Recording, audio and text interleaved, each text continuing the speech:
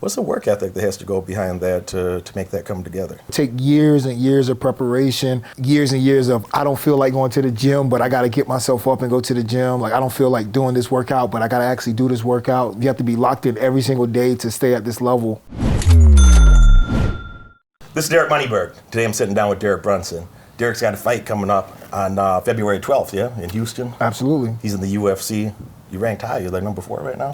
Number 4 right now. Where are you about to be? I'm about to be number 3, soon number 1. So we got this fight right here in front of me. Take care of this fight, then I'm in a title fight. That's what's up. Yeah. Man, we first ran into each other at Madison Square Garden, and I see this whole blonde hair thing. Help me understand the blonde hair, the blonde Brunson routines. Your Instagram's hilarious. I got follow. Where do they follow you on Instagram? All right, Derek Brunson, also TikTok. I've been really big on getting on my TikTok right now. So yeah, the blonde Brunson is just the aura, you know. We undefeated. Ever since we went blonde, we just destroying everybody. You got blonde hair, can't be beat. Can't be beat. You gonna try it out or what? No, I'm good. This has been working for me. So my hair communicates with the stock market, and cut it, I might get poor. So I'm just keeping it. If you dye it blonde, then you might take over the stock market. I don't know, man. If something working, I just go with it. I'm just telling you. All right. Try it out, man. Blonde Brunson. I got to keep it. Blonde Derek? We both named Derek. Yeah. I don't know. We've got to see about this. I don't know that I'm going to dye my hair blonde, but I got to keep the. Now we're getting more correlations in alignment that, like, named Derek, got blonde hair, can't be beat. I'm just telling you, man. You see, look at Oliveira. He went blind. Won the belt, you know. He agreed, you know. We talked after the fight. He agreed. You know, he sent me a message. Yeah, it's the blonde hair, man. So I'm telling you, if you really want to take over this industry, what you're doing, I know you got a good hold on it, but like, take over, you know, Wall Street, all that. I've been training with some UFC guys, or been training with Bilal Muhammad was over recently. Tito's coming over the week before your fight. And Jake Shields trains with me all the time. Jake's my primary MMA coach. So is it going to make me a better fighter, too? Paulie Malignaggi helping me with boxing. Is it going to make me a better fighter, too? Absolutely, man. It seems like you got the right coaches in there. Yeah. But the last thing you need is to go blind, and then it's all going to come together. Undefeated, man. All right. That's what's make a note. Make a note. We got to see. There might be too many correlations here to be ignored. Man, what do you training your ass off for your fight right now, and you know it's what's required for your industry. But the people that I care about in the audience, sometimes there's confusion about social media with me. That people think I'm like a motivational coach, and I'm not a motivational coach. If I had to motivate some loser that don't care about his own life, that's not already motivated, like I don't want to talk to somebody like that. So, but the people that I do talk to is like the 10% of the audience that they're thinking about. You know, man. I know I'm a smart person. I got good work ethic. Mm-hmm. I know how to learn. I've already been successful at something. I think I could do even better. They know that they're smart. They're already motivated. They want to be somebody. They're doing good, but somewhere in their heart they know, man, I could do a lot better. And those are the people that I talk to. So like, what's the work ethic like in your industry to be the guy you are, to be most guys couldn't fight at amateur level, you know. Right. A normal dude on the street is, it's hopeless. But to be, top 5, fighting some of the toughest dudes in the world in your weight class, what's the work ethic that has to go behind that to make that come together? Man, it's just me trying to put it in words is pretty crazy, but it takes a whole lot. It takes years and years of preparation, years and years of focus, years and years of, I don't feel like going to the gym, but I got to get myself up and go to the gym. Like, I don't feel like doing this workout, but I got to actually do this workout. So, like, you have to find the motivation every single day. You have to be locked in every single day to stay at this level. I've been top 10, top 5 in the world for the last 10 years. And I don't know if anybody's ever done that who's came in the UFC and been top 10 in the UFC for 10 years. It takes a lot of attention to details, and you have to be motivated. And like you said, you can't have somebody else motivating you every single day. You have to be self-motivated. If you're not self-motivated, it's not going to work. There's a lot of times, I haven't taken a day off for the last 10 years. And there's a lot of times that I wake up and I set a goal. I'm working on my goal. My goal might be a 3-year goal, that I got to do this, and that in my business. And if I'm going to accomplish this goal in the next 3 years, then what's the thing that has to happen before that? And what's the thing that has to happen before that? And, sometimes I wake up frequently, at least once a week, I wake up and be like, man, I don't feel like it. And then a moment later, I remind myself, the success gods that I feel like today. Right. Like somebody out there, one of my would-be competitors, he feels like it. he's gonna get up and go do something today. Yeah. And in my head, I'm just like, I laugh at myself. This is like an internal joke with myself that it gives me that little motivation. When I don't feel motivated, you still got to be disciplined to go do the thing you're supposed to do, when you're supposed to do it, whether you feel like it or not. And I would argue, I'm curious your opinion, I would argue that the most important time to go do tough things is when you least feel like it. A friend of mine, Brandon Carter, shout out to Brandon Carter, a friend of mine, Brandon, he says that he's a big fitness guy, like he's he's a big guy. Brandon says the most important time to go to the gym is when you don't want gym. And he explained to me very scientifically that that if you go to the gym when you don't want to, you're like building your neural pathways to be like tougher and stronger and do the right thing. And he explained also very scientifically that when you lay in bed and you don't go do the thing that you're supposed to do, he says then you're loser type outcomes. What is your experience in this area? Yeah, 100%. You know, like you say, your competition, your competitors, they don't care what's going on in your life that you wasn't able to be at your 100%. Like, you know, if I'm competing, they wouldn't care if a grandparent or a loved one died. They're still going to go out there and try to put it on you. So you have to find that motivation to stay motivated and get things done. And that's the perfect example is the days you don't feel like doing something or the days you don't feel like going to the gym, then most people or the small percentage who aren't successful are going to take those days off. So that's when you build something that everybody else isn't building by actually getting up, being accountable, doing what you're supposed to be doing because everybody else isn't. And that's what's going to make you better than the, 90% who decide to take that day off or just not be engaged. Mike Chandler is a friend of mine, and I imagine you know him. You guys have the same coach, or at least one of the same coaches. Right. And I've been to Mike's home. Mike's been to my home. It's like my buddy. And he's telling me he's working out like 13 times a week to go to a fight. So he's training twice a day, 6 days a week, and then once a day on Sunday. And he just talked about it just very matter-of-factly, like that's normal. He didn't say like it was tough or, right. oh, it's so hard. He's like, that's what's required to be competitive at that level. Is your schedule something like that? Yeah, my schedule is pretty much the same. I would say Sunday is my rest day. I don't do anything on Sunday, but twice a day, every single day. And then on Saturday, I'll do one workout. But yeah, that's like bare minimum, That's what is expected of you to fight at that level. That's why Mike Chandler's been one of the best fighters in the world for the last 10 years, since he came in the game, because he has that attention to details.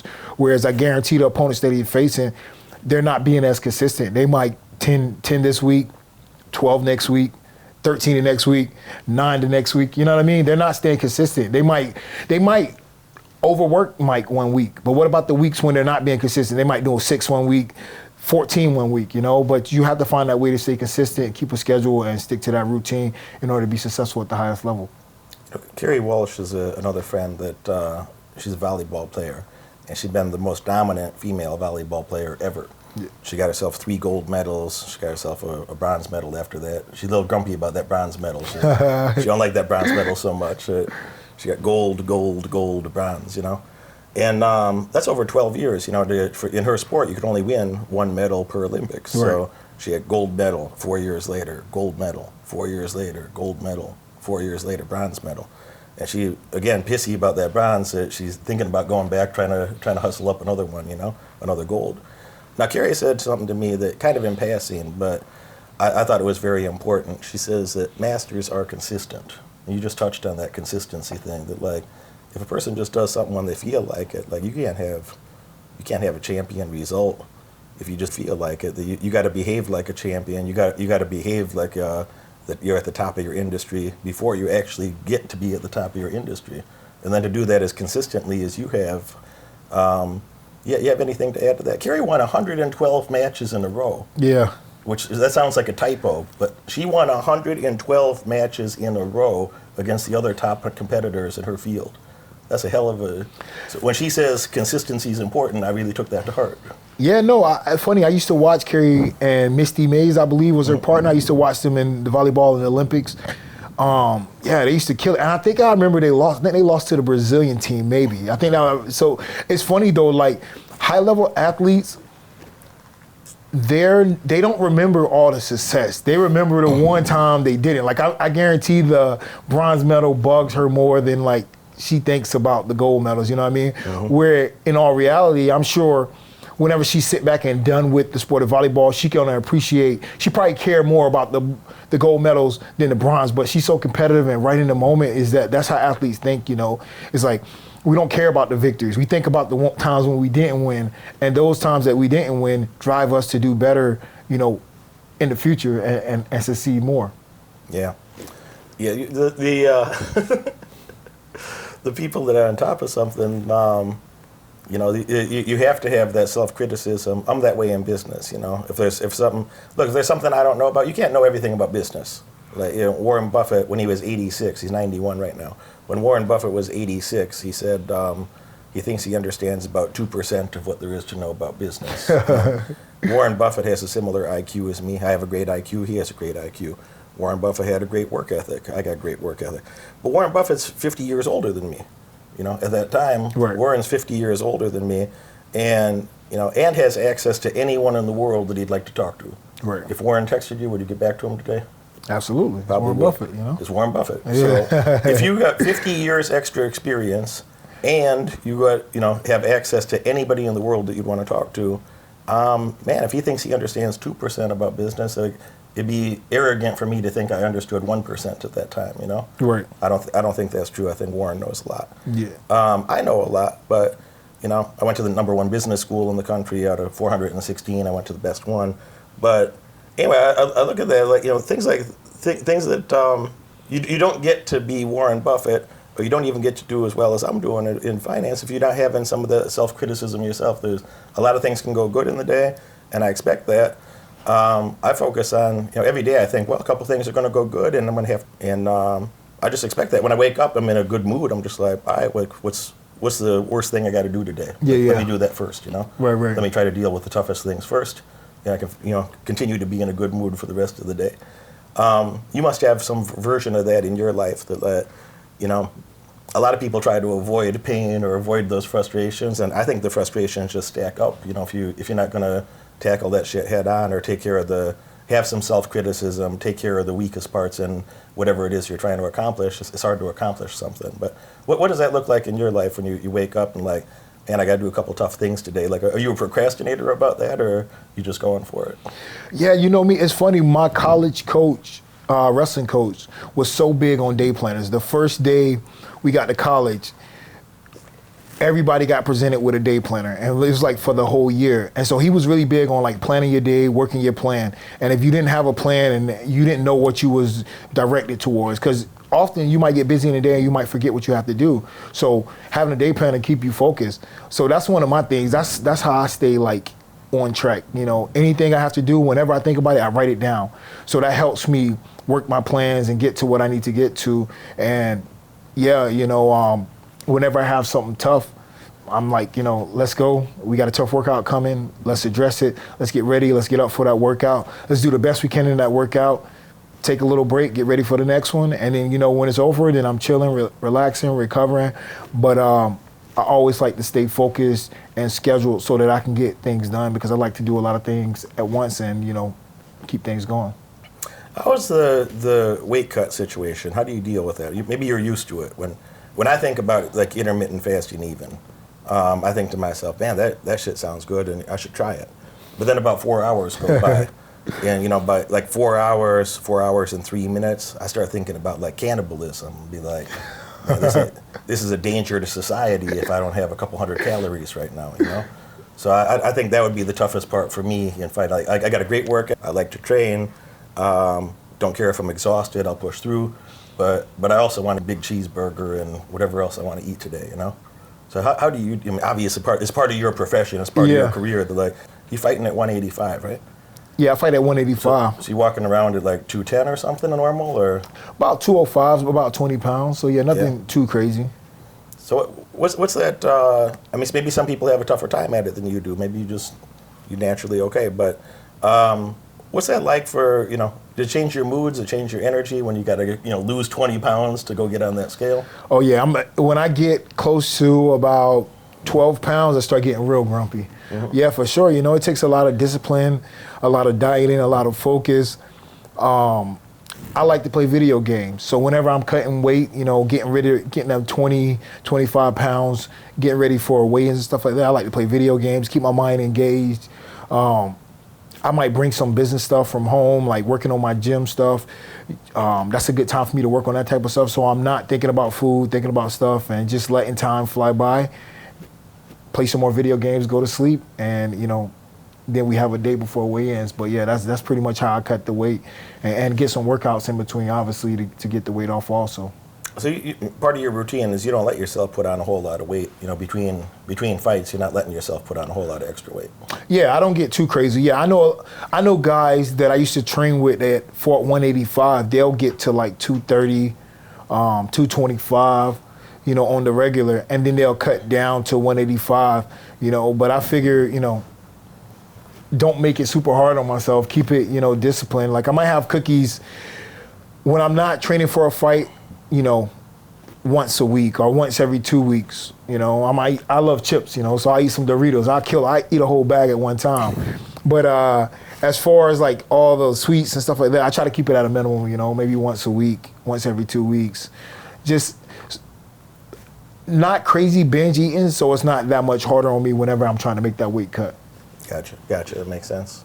So when you walk in the ring, these weigh-ins are a day and a half before. The ceremonial weigh-ins the day before, but real weigh-ins the day before that, yeah? Yeah. I'm mistaken about that. So you got, 48 hours from weigh-ins to the time you're getting in the ring? 24. So we weigh in on Friday morning, and then we fight Saturday. And then I thought sometimes ceremonial weigh-ins are on Thursday. It's Friday morning, and then they do like the TV ceremony later. Right. It looks pretty on TV. Right. Yeah. Exactly. We do it in the morning about 9 to 11 or like 7 to 9 or something like that. Yeah. And then we do this. We hydrate a little bit and do the ceremonials in the evening about. So 30 hours later, depending on East Coast, West Coast, or wherever. Right, 30 hours later, you're getting in the ring. How much weight's a normal guy put back on? If you weigh in at 185. What's the fella walking in the ring at 30 hours later? Man, guys, I've heard guys get like 30, 35, Yeah. I would get to like, 208, 210, no problem. So yeah, it's funny though, that was something that I had to learn and really be really structured on also is hydration, because you don't want to cut down to 185 and you're walking around 205. Then when it's time to fight, you're about 190. Because then that means you're dehydrated, or you're going to get dehydrated in a fight. You want to make sure that your body is absorbing everything. You're putting all the fluids back in your body, food in your body, because food is fuel. So you need energy for those late rounds. If you're fighting a 5-rounder, you definitely need fuel in your body. So it's a science to that as far as getting your fluids back, your food back, and having the energy to fight, as many rounds as you have, 3 or 5, and go hard in those rounds. What's some of your early life like, man? You're doing, you had some phenomenal results. You literally beat up some of the toughest dudes in the world, but literally. And, I make that point to them, like, somebody, they're engaged in their life, or they're listening to, working out at the gym. Somebody's on a treadmill listening to this. Somebody's, who knows what some guys might be doing. Some weirdos doing something.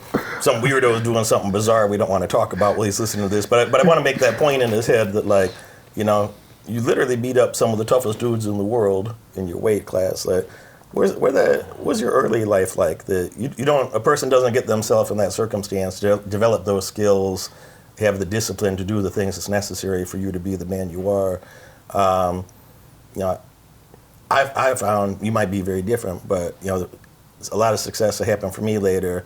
Early on, it didn't look too pretty. Early on, there's a lot of negative self-talk, a lot of, I didn't have great mentors or role models, so I had to tell myself, like, hey, dumbass, go do the thing go do what you're supposed to do. With no hope of results in the near future, I just knew that if I kept doing that for a period of time, things would be better later. Right. But what's your early path like that led you to the spot you're at today? Well, so I grew up in a low-income family, everything that I got, I had to pretty much work and figure it out on myself. Like you said, I didn't have a lot of mentors. I didn't have a lot of people that can guide me in the right direction. I was the first guy out of my family to go to college. So it was just a lot of trial and error, figuring things out, being consistent. It's funny, I wrestled in college. I got a scholarship, but I only wrestled 1 year in high school. So I wrestled my senior year. And before that, I was doing cheerleading. I tell everybody I was a cheerleader, everybody laughed, but man, being a young kid from about 7th grade, just hanging out with girls all the time, man, that was the life, man. We used to love that, you know. So that's how I got involved in that. Me and my buddies were doing some flips outside, and these girls were like, hey, man, you should join our team. We was like, we don't know. So we went, tried out for their team, and they used us for the tumbling. We was tossing girls in the air, like doing pyramids and stuff like that. So yeah, it was a blast, you know. And then my senior year, I was like, you know, I'm gonna do every sport. So I did wrestling, football, track, and I was really good at everything. And I think it was derived off having a strong upper body from like gymnastics and tossing girls up like above my head for all these years. So I came into all these other sports which were like predicated on having a strong upper body, and I was just dominating everybody. So I was getting scholarships here and there, and it was, like I said, figuring things out, being consistent, and really working hard. So for the record, Derek Brunson's early athleticism, some of your dominance over men in football, wrestling, etc., came from using women as a weightlifting device. Absolutely, from cheerleading. Yeah. Would you recommend that for other young, ambitious men out there? Absolutely. If you want to hang around girls all the time, definitely be a cheerleader, male cheerleader. Have some fun, build your upper body up, hang around girls, learn how to talk to girls. It's all good. This sounds like a brilliant plan. I don't know why I it's brilliant. Yeah, I should have been. I'm a pretty good sized guy, and I was as a kid. I could lift some girls up or do some of this. So I missed out on an opportunity that I can't go back to. You missed on an opportunity, man. So I try to tell people, early age, man, don't be scared, don't be shy. I never occurred to me that I should regret that lost opportunity in life. So I'll go to sleep tonight thinking, fuck, it's too late. have to focus on something else. What are some obstacles, that you inevitably, fighters have, any athlete, especially a fighter, you're going to have some, you're in an individual sport. You don't get to blame your team if there's not 5 people, there's not 13 people or something on the field. But if things go well, you can take a chunk of credit for that. Plus your coaches, mentors, training staff, etc. If things go bad, you probably put a lot more of that pressure on yourself. But what are some psychological difficulties you might have had earlier in life, or some obstacles or obstructions that came, and then you got to work through that and figure that out? My biggest thing is, like you really harp on, is just being consistent. So like, I never really had a problem with being consistent. Like, just trial and error. Like, I might jump into something and want to be the best at something, and I wouldn't get the results because I haven't put my time in whatever I was trying to do. But just chipping away at it was a way of being successful. But I would say early on, everything that I tried to do, just starting out, I wasn't successful in, but just consistency, hard work, attention to details, I eventually broke through and became the best at what I was trying to do. And it's almost like anything that I've ever done, I always got good at. And I wasn't initially, so that was one of the things, is that most people would give up and quit at that point, whereas I was resilient. I might come in, I think the prime example, when I first started wrestling, I lost maybe like 7 matches in a row, but I wasn't doing bad. I was new to it. Like, all these guys have been wrestling since they were 5 years old and stuff like that. And then I just kept chipping away, kept practicing, kept showing up. And then I went and won 50 in a row, So it was one of those things, just overcoming adversity, kind of sticking to the script, not looking for instant gratification, and just keep chipping away at things. What would you say? The instant gratification has really caught, 50 in a row caught my attention there too. But like, there's a lot of people on the internet that they think they set a goal for themselves. Like, man, I really want to do this, all right? And then they work hard for about 3 hours, and then if they ain't got a result yet, they're like, maybe it's not for me. And I have thought like you that I'm just like, well, if I want to have, if you want to attain any substantial goal, you don't. Warren Buffett didn't become right now about $115 billion net worth. Well, nobody knew who the hell Warren Buffett was until he was 60. Yeah. He wasn't rich until he was 60. He started to get public attention about that. So, any major goal, that old saying, like, Rome wasn't built in a day. It takes time to do something significant. And I always just thought about that as a competitive advantage. Like, I know, psychologically and also my body type, I'm not a sprinter, but I got great endurance. Yeah. I don't what happens today. I really don't. I couldn't care less what happens in the stock market today. Couldn't care less if I have a good day or a bad day. It ain't going to change my mood for the week. It ain't going to change my mood much today. I'm just like, all right, that's life. What's the best way for me to proceed to have the best outcomes long term? So my brain is very focused on, long-term outcomes, primarily has been around finance, and I did very well at that. But, I see these people, they write me the crazy, like on Instagram. Or They say like, talking trash. I mean, there are two different versions. We should laugh about both, but two different versions. So the version that I was talking about is a version of like, how do I get rich quick? How do I make $2,000? A guy that ain't done nothing in his life. So how do I get $2,000 today? Yeah. And I'm like, well, you didn't do the work ahead of time. If you care about making a couple $1,000s a day, like, I could teach an industrious person to do that, but it's going to take time. Right. It's going to take you a few years to build the foundations and infrastructure to do that consistently. Right. Versus, there's all this stuff on social media that really supports a false idea in people's heads that you're going to have great success overnight and you're going to be a millionaire next week. And I think. I'm curious your opinion, but my take on it is like when I want to learn something new, I want to learn the fundamentals. I want to learn the basics. When I go train with Jake, I go train with Paulie. They're over all the time. They're over every 4 weeks. Every 4 weeks, we spend 3 days together. We work out 4 times together. 3 training sessions, 7-8 hours in those couple days. And I never try to rush the process. I want to learn like If Paulie wants me to work, 1-1-2, 1-1-2, 1-1-2. If that's all we do for 3 days, then all right. That's And I never rush the process. And they always made comments about that. Your boy Chandler too made comments like that to me. That like we worked on a single leg takedown more than 100 times. And then we worked on double legs maybe another 50, 60 times as a derivative of the afterwards. But like I didn't ask him to some fancy backflip. I'm just like, all right, what's the fundamental thing I need to understand before, later on I can do some fancy. So I'm long-winded. But let me put that in a brief question. It's like, if you have that mastery of fundamentals, then you can add your personality or some flair and do something different. I think it's a mistake for a lot of people that they see the cool fancy thing and they want to go straight to that. And I think that they're basically prohibiting themselves from actually getting results over time if you don't have that core foundation first.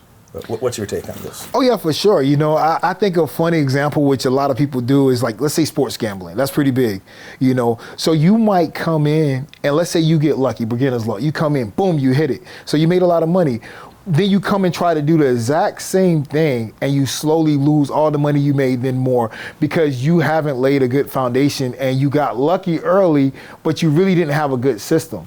I think, establishing a good system, a good way you do things is the most important thing.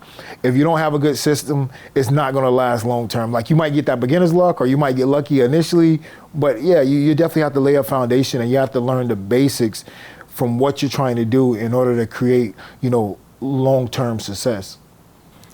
Derek, I sat with your coach the other day, and Henry Hooft, shout out to Henry Hooft. I know you're watching right now. And I sat with Henry the other day. He had fantastic things to say about you. And Henry's an amazing coach. He's been he's trained a lot of champions. He's been around. He's a high-performing man, one of the best coaches in the industry, if not the best, Henry. And you made a comment earlier that you've been in the like a top 10 ranked guy for like a decade. Like what are some of the things that you learned from Henry or other coaches, or things that you had to be introspective and dig deep with yourself to perform at a high level for such a period of time? Yeah, Henry is one of those coaches who are good at bringing out the best in the athlete.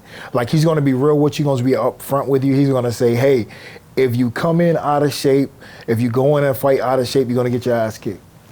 And do you want to hear that? Most people don't want to hear that. They might be like, who's this guy, But me, I want to hear that type of stuff because that's what I'm coming to him for. I'm coming to him for coaching, from guidance, for leadership. So when somebody tells me that, that's in my head like, okay, well, I need to step my game up because what he's seen he's been at the highest level, and what he's saying is, hey, prepare at the top of your game, show up, be accountable. If not, X can happen. You know what I mean? So yeah, you definitely need that detail to attention. And some people find it hard to get up and do things on a daily basis, but you have to understand that foundation that you're building, you can't be looking for instant gratification. You have to understand every day counts for what you're trying to ultimately achieve. So you have to say, hey, I don't feel like working out today, I don't feel at my best, I don't feel as motivated, but I gotta put some effort in. I gotta put the best effort possible for me at that current day in order to achieve what I'm trying to achieve ultimately. What's your current goal? What do you have in your head that you wake up and when you don't feel like it, you be like, yeah, but I got to go do this. This is the outcome I got in mind. What is your current goal in your career? What do you want to do? My current goal in my career is to get that title fight. You know, I've been in the top 5 for a long time, top 10 for a decade, but I haven't got that title shot, you know? So every day when I'm tired, I'm lacking motivation, I'm like, hey, I need to get that title shot, you know, and I'm one fight away from that. So that's my motivation to keep chipping away and, you know, get my workouts in and get what I need to get done. So what was your biggest way, you know, coming from a childhood where you weren't so successful or with the golden spoon to keep going or to be successful?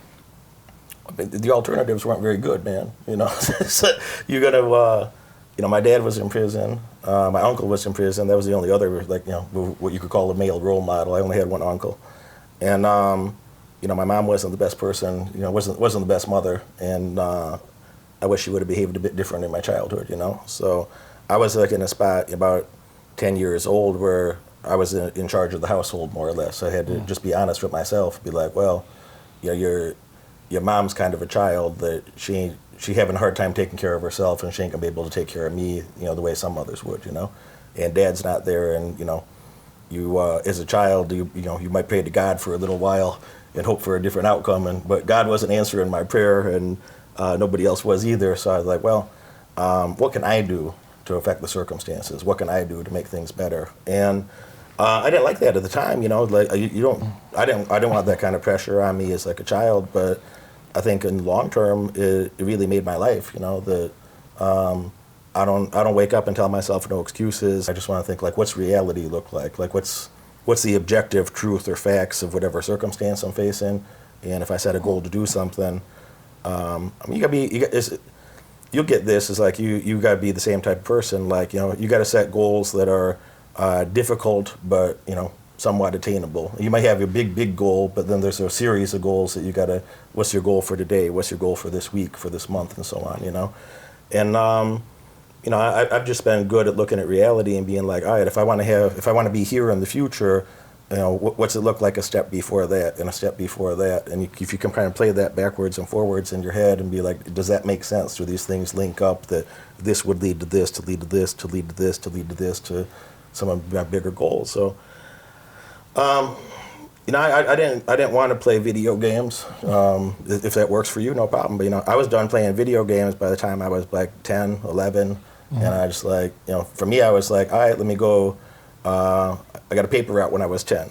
By the time I was 11, I had 4 paper routes. You know, but when I was 10, I did the paper route. When I was 11, I had other people do the paper routes, and I just had a management fee, you know. And that was my first, if you want to call that a business or a managerial experience. And I was around a lot of rough kids, so I can't even talk about on camera some of the things I did for my teenage years. You know, we're not going to talk about that today. But I was around a lot of rough people, and you know, my 6 friends from childhood, you know, as adults, 3 of them are dead now, and one of them is doing 30 years. Did 10 years before that. One of them is doing life in federal prison, and you know, the 6th one, he got himself crippled up. It's his fault. He's high and drunk and operating heavy equipment and, you know, big machines. And he got himself crippled up for the rest of his life. And so, you know, if I continued to engage in those behaviors, if I was around those people and doing those things, it'd be foolish of me to expect a different outcome, you know? Right. So I just had to be honest with myself. I was, you know, as a high school dropout, yeah, man, you know, I just kept, you know, some of those type of kind of harsh or gritty things, you know, when I feel like what a lot of people would think is a bad day, like I don't really have bad days anymore, you know, like things are good now. And, but I do reflect back on that. I'd be like, I don't get worked up. I think a great advantage that, you know, like a man like you or other people in your industry have in business is like, you know, when, think about in fighting when like somebody's getting panicked or they're losing control of their senses. They got that fear or panic in their head. You can't make a good decision like that. And you know, for you to do as well as you have, then, you know, no doubt you must be pretty calm. You know, have a pretty clear mind or a calmness about you that you're getting choked a little bit. You know, like, oh, what do I do? Like, you know, I've been here before. You know? Right. I've been here before 1,000 times, and if I could just keep a little bit of air, then I'm not going to pass out, and then I can develop a new strategy to work from there. Right. So when I'm in a tough situation, psychologically, like, I don't know, it's not even. I don't feel stress in business the way a lot of other people do that might have had a cushier life or might not have had some of the experiences that I did. And I think that helps a lot. And I got another question for you. Yeah. Being that what you know now, and the things that you've been through in life, would you do it differently? Like, would you have rather been born rich, or would you say, hey, I like my experience and what I've worked for, so I wouldn't have it any other way than the way that I've made myself? Yeah. I got to talk about like 3 different groups of people to really answer that clear. And like, most of the people that I see that are doing really well in the world, there's a stereotype that a lot of them came from a wealthy family or whatnot, and it's only about 13% of millionaires that inherited that money or that given to them, which means about 7 out of 8, about 87% of millionaires, they went and themselves, they went and earned that themselves. And if you think about that, then there's, I don't know, man, I know some people that are pretty wealthy that they're not nearly as happy as you and I would be.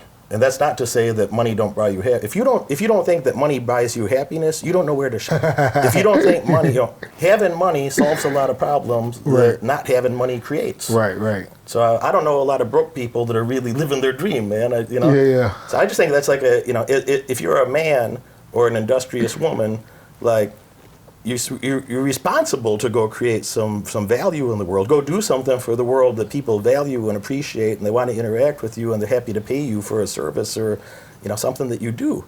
So I think that's what a responsible person does. You should have an abundance of, you should be able to.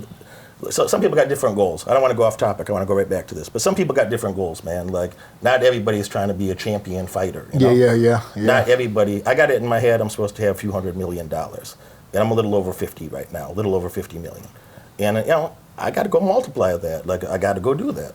And it ain't, I don't think maybe I should, I think maybe I'll get $1 billion or $2 billion. Maybe I will. I don't know. That's not really my goal. But God damn it, I'm going to get 300 million. Okay. I did all the right things. I got the right trajectory. I did the things.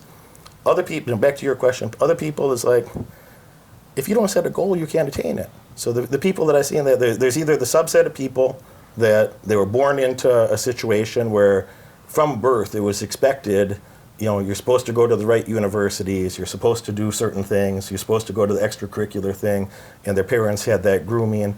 And some of those people do really well. And some of those people fall off and they're depressed and miserable. They turn into drug addict losers and squander wealth in preposterous ways, and it's even sad. There's another subset of people that grew up in a rougher circumstance. So second group. There's a group that come in a rougher circumstance. And most of those people ain't gonna, and there's a few, and guys like this that you train with, I'm one of these people that I disliked my childhood circumstances enough that I'd be a man, I don't know what I'm going to do, but I'm going to do whatever it takes to do better. I'm not living my life this way. Yeah. And you know what? I think that should be like, a lot of people think that people grow up a certain way and they should be how they grew up. But everybody know the difference between right and wrong at some point in their life. And they know the difference between struggling and not struggling.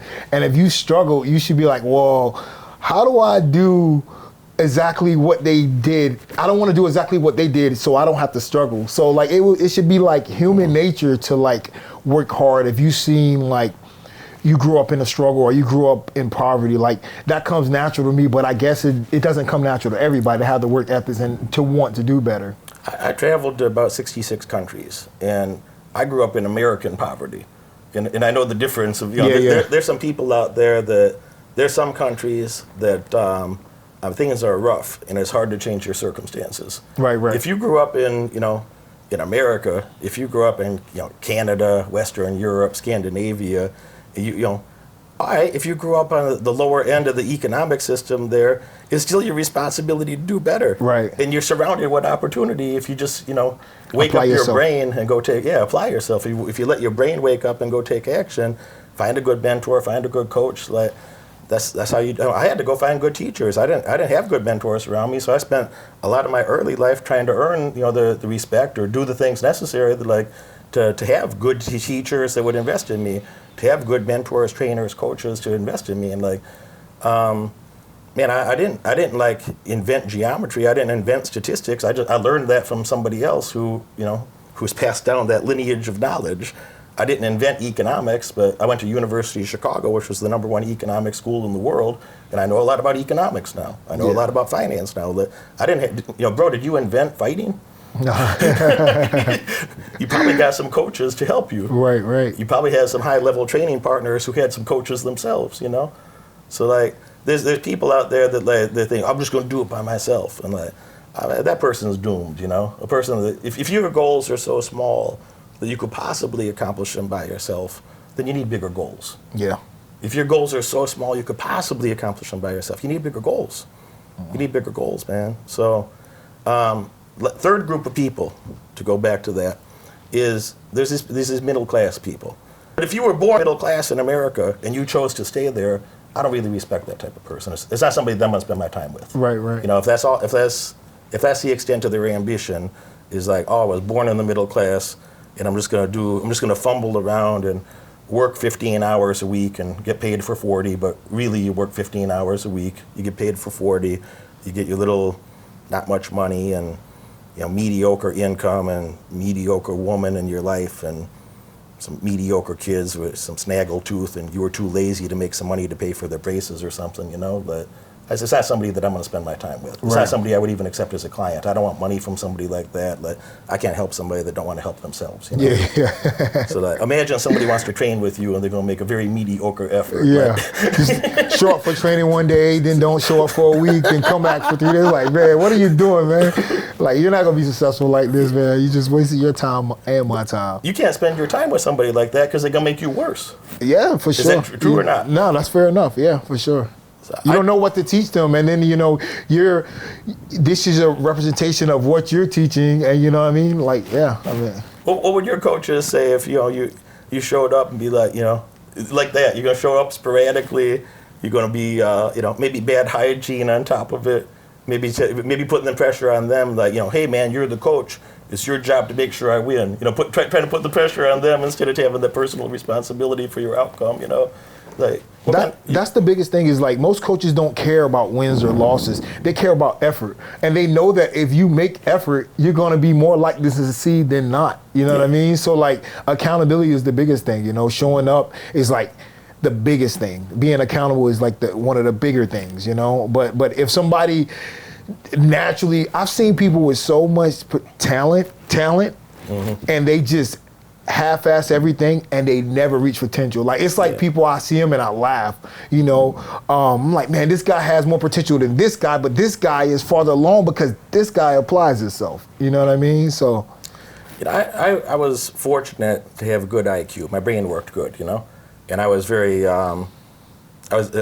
because of that, my unhappiness with my circumstances, I was very motivated and very disciplined when I wasn't motivated, that like, we got to do better. You got to do better than this, I think there's a lot of people that were around me that they were just as talented as me, that they had, similar natural talent, or there's people that I looked at and be like, man, I wish I could do that, or I wish I had that. And I was never a hater. I was never, if I define jealousy versus envy, there were people that I was envious of that I'd like to have their circumstance, but my brain immediately be like, well, that's another human too, so what would I have to do to earn that for myself, I always knew that like, if I worked harder, if I knew the right things and I did the right things, I could have better outcomes. I always believed that. Like, since I was a kid, I believed that. But I think a person that, that middle class person in America, if you don't have that thought in your head, when you look at other people and you're like, I hate the rich, or somebody look at you and say, oh, he just naturally talented. They don't know about those, 12 training sessions every week for the consistency, 15, 20 years. The accountability, always showing up, They don't know about that part. They don't know what it feels. They ain't got cracked in the head really hard in their life, so they don't know what that part feels like either. They don't know about that diet part, that I would turn to cannibalism long before I would get a UFC weight cut in, It'd be a danger to society. So they don't know about that part, But like a person that just look at the things honestly, it'd be like, man, you could do a lot better too. What passes for a man today, I don't want to say anything too controversial, but we could just say that. What passes for a man today, and just to laugh, is, you could do a lot more. So a person who is serious, if you loved yourself enough to invest in yourself, to have that discipline, to push yourself through tough times in the short term, man, you could do a lot in the long term. You do a lot more than you probably even think you can. So I think that's a message that I try to convey to them consistently. Like, I can't convince somebody to show up for their own success. Right. I can't love somebody's outcomes more than they love it. I can't be more dedicated to their success than they are. But I like to work with people that they're already doing well. They know that they're going to have to deal with some obstacles and tough things, and they look forward to it because they know that those barriers, those obstacles, those frustrations, the reading boring stuff, learning boring stuff, being sleep deprived, doing things that are difficult, that is the competitive advantage that's going to help you separate yourself. Going to the gym 12, 13 times a week, that is the behavior that's going to separate the top performers from people they're not even in the game. They're not performing at all, Right, fair enough. Derek, you got a fight coming up. How are you feeling about that? How are you thinking about that opportunity? Feeling real good, I put in the time, I invested, I've been out in South Florida away from the family, pretty much sacrificing and investing into the fight. There's no rewards in life without sacrifices. So, yeah, this is the fight that's going to get me the title shot. Going here, handle my business here, then next, summertime, I'm in a title fight. You got a gym you own as well. You own and operate a gym. Tell them about your gym a little bit. Is this a fighters only gym or something that's available to the public that a serious person could show up there? Yeah, gym in Wilmington, North Carolina, Brunson's MMA and Fitness. And it's for everybody. It's for soccer dads, somebody who want to be a fighter, somebody who maybe I should be a fighter. We have a little bit for everybody. Everybody trains with each other. And it doesn't slow anybody down. Say if you got a pro fighter, and you have another pro fighter, and then you have a soccer dad, you can all be in the same class. The pro fighters work with each other, the soccer dads work with each other, so it's all about learning, gaining skills, gaining confidence. We have kids program, cardio kickboxing, so people looking to get in shape. We have a little something for everybody. So we're like a family gym where people can come and get good, and then if people want to come get in shape or just have good vibes and learn some self-defense. Where they find you on social media?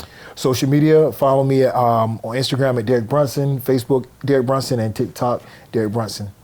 Derek, something I ask every top performer that I've been around, could you do the things you've done? Could you be in the spot that you are, one fight away from a title fight? Could you do that if you didn't have coaches, mentors, trainers? Could you done that by yourself? No, it's funny. I tried to do things by myself, and I was good because I worked hard. But I never was over the top. I never put myself in a position to be at the top. So when I invested in myself, started spending more money to make more money, it was better for me. So I invested in myself, came out, got a good team around me. I spent more money, but ultimately I was ready for those big fights and I made more money. Respect, man. Thanks so much for coming through. Thank you. Thanks for having me. Check out Derek Brunson. The blonde hair is undefeated. Undefeated with blonde hair. You got me thinking about my hairstyle. I'm not allowed to cut it because it's part of the brand. Oh yeah, yeah. But would blonde make me even more successful? You'll see. Yeah. Thanks, man. Yeah. Thanks for watching. Success is not for everybody, and it may not be for you. If you are or are on your way to be a millionaire or multi-millionaire, probably going to want to spend time with my clients. Probably going to want to have a personal relationship with me so we can accelerate that process, get you living up to your maximum potential, earning your maximum wage. You're going to want to click that follow button. You're going to want to click that bell and get notifications. Tune in every Friday. Tune in every Monday. You're going to love what you see. I look forward to having you as a client in the future.